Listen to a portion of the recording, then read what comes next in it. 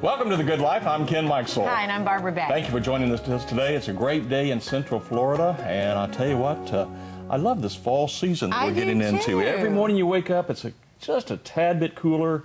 One of these days we'll be able to turn off all the air conditioning and just enjoy the windows being open. Yeah. Not quite, but almost. But there is that little tiny bit of Christmas. It gets up to 85 again, but that's okay. Right. As long as we have the little bit of cool. That's nice. Did you get the rain last night? Yes, did, and got some more this morning, actually. Big thunderstorm last night. Lightning and thunder, and it was just so, I don't know, it just kind of was exciting. Of Central Florida. And a big welcome to all of you that join us every day that live here, but also the visitors.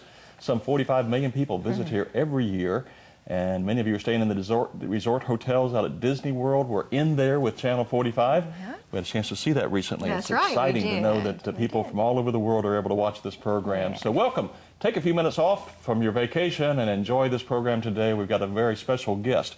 Hey, before we introduce her, though, we want to take just a moment to make sure that you know, particularly those of you that live here, that we have a brand new website at TV45. In fact, Daniel told me last week we had over 40,000 hits. That's amazing. In about 1 week's time. That is amazing. That's wonderful, and I've been one of them. I hit it there. Well, I hit it a couple of weeks ago. It's tv.org, and that you can go and you can archive some of the old programming. You can find out when your favorite programs are on.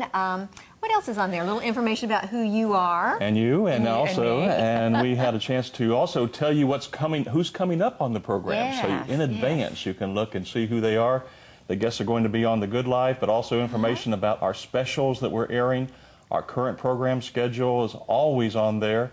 And also gives you a chance to send in your email request to us for prayer. And also, if you'd like to donate, you can go there and just hit that one button and you can make a donation. And that is secured, by the way, so you can be assured that that information will not be going out to anyone else. So visit our new website, tv45.org. And as Barbara says, all you have to do is just do that, TV45. Yes. And it'll pop up. Forget the www. Just tv45.org, and you'll get there and you'll see all kinds of pictures and wonderful things. Well, speaking of wonderful things, you know, Ken, most people, or not most, but a lot of people write in their journals, maybe prayer journals, maybe they blog, maybe they write poetry, or inspired, some people are even inspired to write books that someday will be published. And whether you're an experienced author or a beginning writer, sometimes there are times of doubt. I know I love to write, and I doubt that I'm not really a writer. Am I a writer? I don't know if I'm a writer or not. Well, you can get doubt, you can get discouragement, and you can get fear. That's right. But our guest today, Debora Coty, is an author, speaker, and encourager who's here to encourage writers of all types. Welcome, Debora, to the program today. Yes, Debora. So nice to have you with us today. I was so excited to have you because you had written a book, and I had it ahead of time, and I was able to read a little bit. It's called Grit for the Oyster, about encouraging aspiring writers. What made you do that? It's such a selfless thing to do. Why did you do that? Well, I feel like the Lord used mentors in my life and people to help me get started with my writing career a few years ago. I've only been writing about 6 years.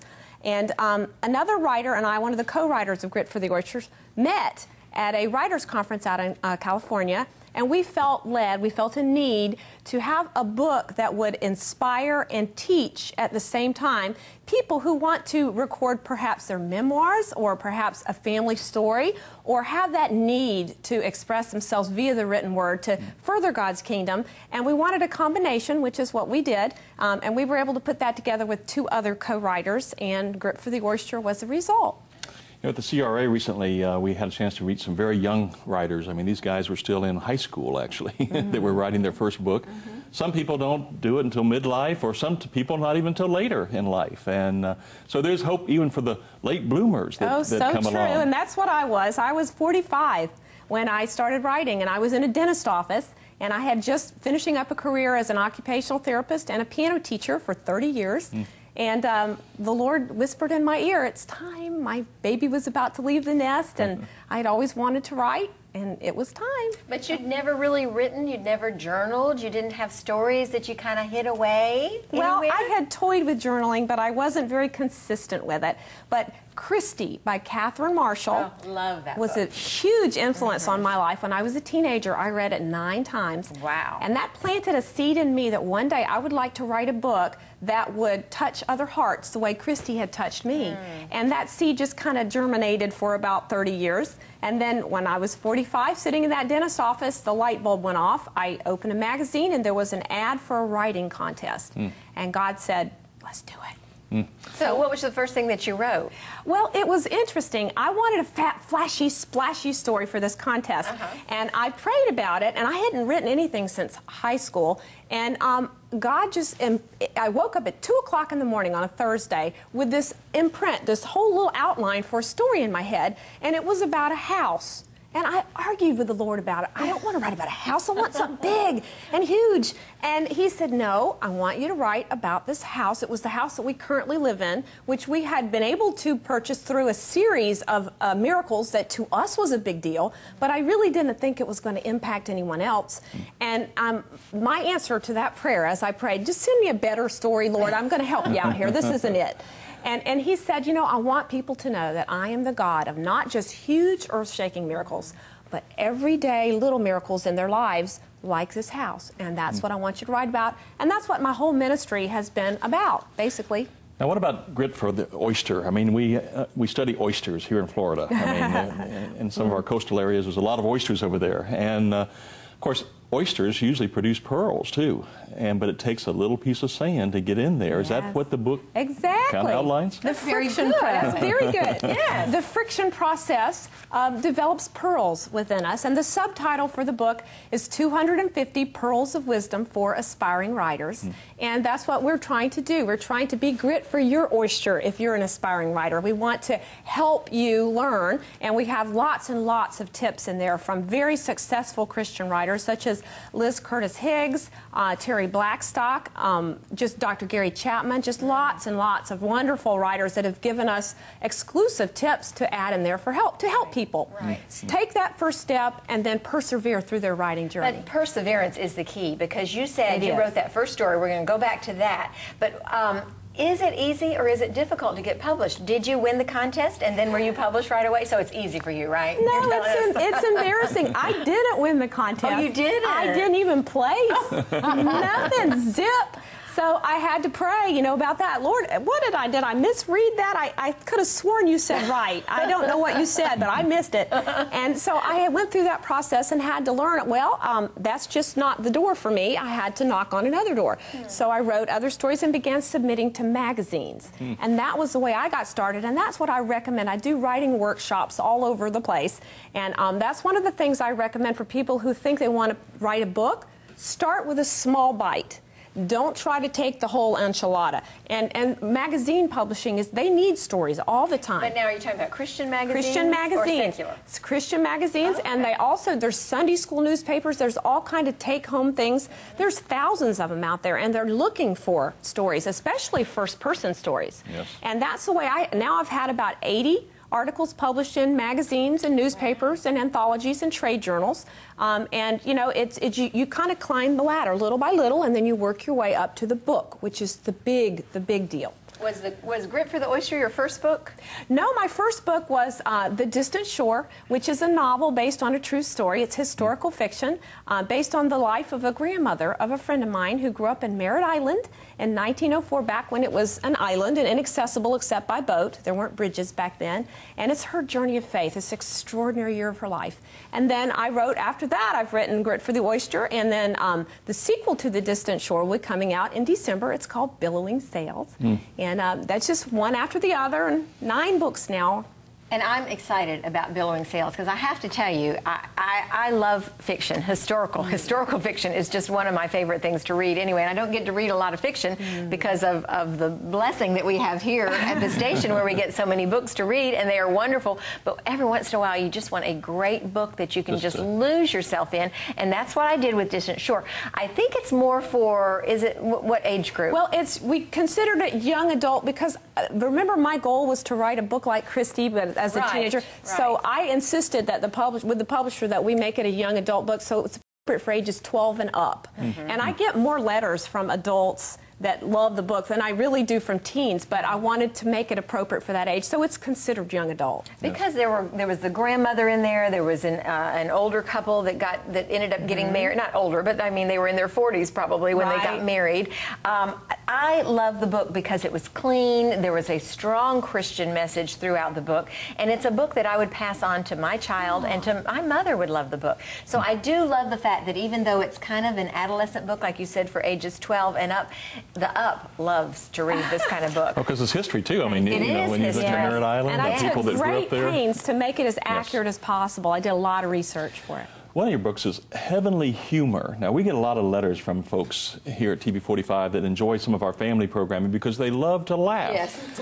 And laughter is like a medicine. Oh, it is. It is. What's the theme of Heavenly Humor? Well, I have 2 humorous women's books. That's the first, and I was very honored to be included in that one because the Women of Faith ladies are featured in that book, Patsy Claremont and Anita Renfro, and then I'm kind of one of the wee little names in that. You're a big name too. I'm okay with that. And then my next humor book is coming out in March. It's the Mother's Day release for Regal Publishing, and it's called Mom Needs Chocolate. And I'm real excited about that one. That was kind of like the story of my life and God's fingerprints on my life, getting through the journey of motherhood. And I'm trying to encourage other moms, you know, to hang in there and to find the joy of the Lord through when you're stuck in the muck of everyday stress and responsibility, that you can still, you don't have to check the joy out on the doorstep. That's you know, right. we can still hold on to the joy of the Lord. You know, when people have young kids, many times it does get a struggle, you know, to get them through those ages of even toddlers, you know, but then once they reach those teenage years. And you realize how easy it was to have toddlers. That's right. And then you're back into the grandparenting like we are, and it starts all over again. Right.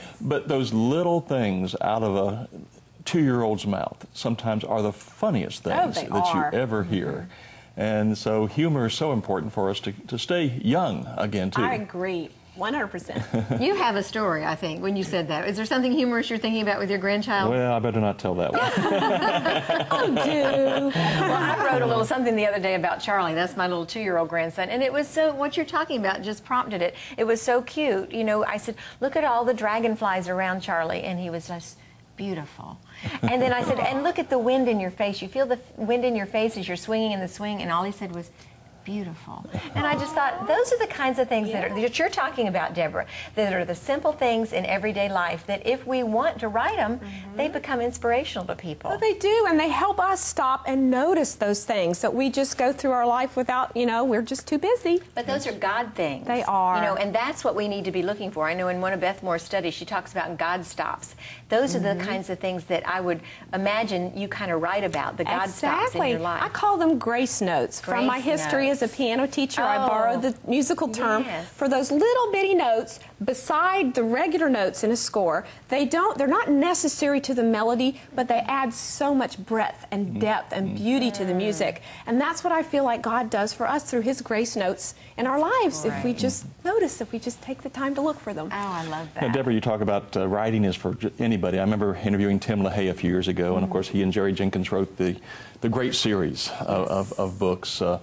And you know, and he was at that time in his late 60s, early 70s, I think. And he says, I cannot believe I didn't do it earlier in life. So what you're encouraging people to do is, if you have a gift for writing, and even if you don't have a gift, but you would just like to write something to leave to your family, I mean, a history of the family, that's something that becomes priceless one day. Oh, it does. And it's so important that we don't let fear stop us from doing that. That we take that first step. You know, it's easier than you think, although you do have to persevere, but there's a lot of ways to get mentoring. I offer a lot of different ideas. I do workshops around the areas, and if people just had a little coaching in the right direction, I think they would be much more secure and able to take that first step and to work it. But really, it's important if you think, that was my motivation for starting. 6, 7 generations down the road, I want my children's children's children to be able to say, great-great-grandma Debbie had a faith that she lived. It was real, and I want them to have that in their hand, and I want to spread that. I want to pass that on. And the nice thing, I mean, for people like Barbara, who's a school teacher, I mean, you have all the grammar, the spelling, and all those talents, you know, But even today, with the computers we have, I mean, you don't need it. You don't need it because it corrects it for you anyway, the spelling and the grammar and everything. So just start someplace, even with your laptop, and just start. I was the least likely writer you would ever meet. My English teachers from high school would roll over in their graves if they knew I actually wrote books. And so, you know, I'm not saying anyone can do it, but if God wills it, He fulfills it. And if He puts that in your heart to write, and that's what I tell people at my writing workshop, if you can't not write, you're a writer. Whether you're ever published or anybody ever reads it but you, go for it. God wants you to do that. Well, and I'm glad you said that about even if you're never published, because you being a piano teacher, you'll understand this with your music. My writing and my music are two of my biggest pieces of therapy. I go to those things and let it out. It's cathartic. It's something that makes me feel better. Oh, yes. And did you used to do that with your piano? Yes. And now you do it through your writing probably more? Yes. I just retired from the piano teaching. I stopped after 20 years. But you still play, I do. don't you? I play for the therapy aspect of it. Yes. Indeed. And the writing is, you know, you pour out so many things, things you're not even aware of when you're writing. And, you know, God uses that, too, to grow us, to make us more like Him, and we see ourselves in a different way. Is God in all of your writing, Deborah? I hope so. That's my goal. That's my whole goal, is to glorify Him and, you know, just to try to encourage other people along this journey that we're all on together. We're a team, and we can help each other if we try. That's right. When you talk about your second novel that's coming out, the fiction, there was a definite message of salvation in The Distant Shore, in the billowing sails. Billowing sails. Is there again that opportunity for others to have a saving knowledge of Jesus Christ? Yes, I definitely try to include that in everything I write. The particular theme for Billowing Sails is forgiveness. The Distant Shore left us with a hole in the heart of Emily, the young girl who's going on the faith journey, with her earthly parents being taken away from her, and she turns to Papa God, the only God that she has and the only Father that she has. And then the second book is going to deal a little more with that, dealing with her forgiveness of her parents that had deserted her.